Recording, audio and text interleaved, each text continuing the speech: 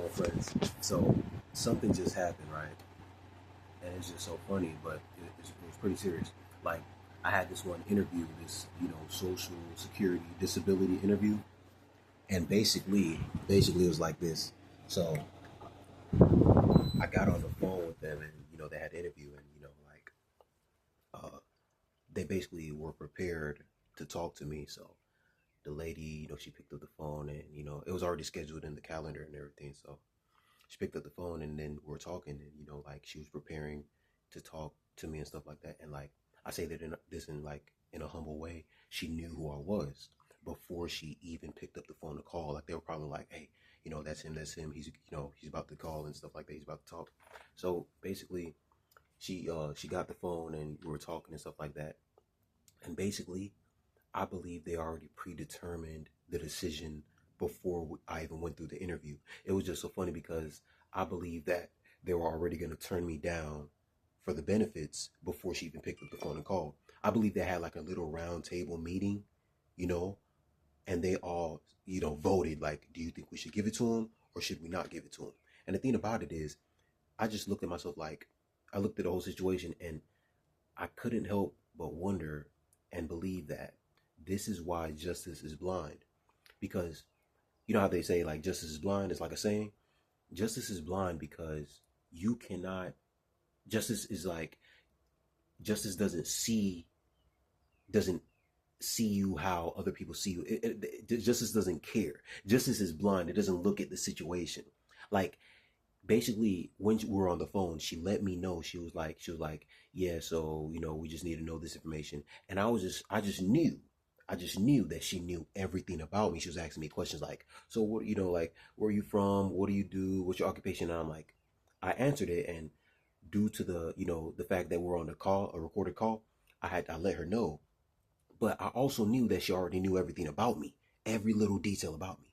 So I was just like, it doesn't make any type of sense. She still denied me for the benefits. And it was like, I believe I was on a speakerphone with other people as well. And I was just like, this is not really confidential. And the funny thing about it was like the disrespect aspect. Like she was prodding me as she asked, questions. She was like, okay, so this and that, just like, I believe she was like mocking me and, like just, prodding me in the whole situation. Like, they just like prodding me. And it was just so funny.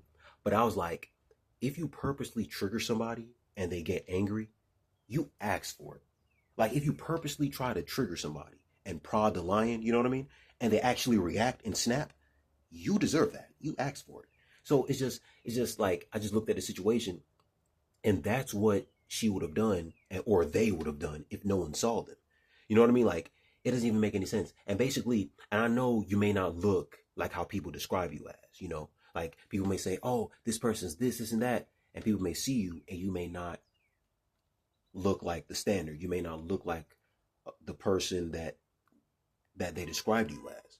And the thing about it is, you may not sound like the person or look like the person, but it doesn't really matter what you look like. And if you look like it, you know what I mean? Like I think about David when you look in the Bible, like when he was being anointed, as king, it was like he was like a young boy. He was like the youngest of them. And then, the man even asked, like, no, you got another son. Who's that other son? And then they brought David. They're like, who, David? And they're like, yeah. Then they anointed him. And that was the person that, was supposed to be, in that position. And he may not have even looked like the person to fit that description.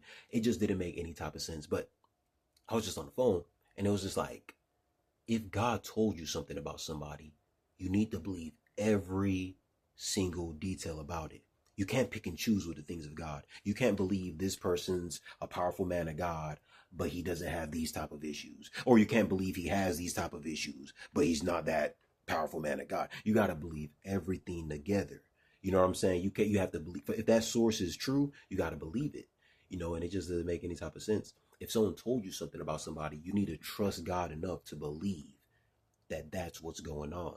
So, I believe they denied me for the benefits, or they rejected me for the benefits. I did not get the Social Security benefits and stuff like that. And they were trying to delay it even more. They were just like, just wait 4 to 6 more months and stuff. And I was like, you know what? This is just too much.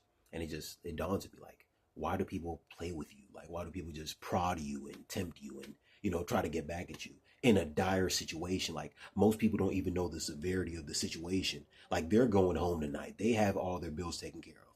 Some people have problems. Okay. Some people are out here, like some people need the help and you are now denying them from that help and they are mocking them in the face of that. It didn't make any type of sense. So, see, in that situation, yeah, we need to love each other.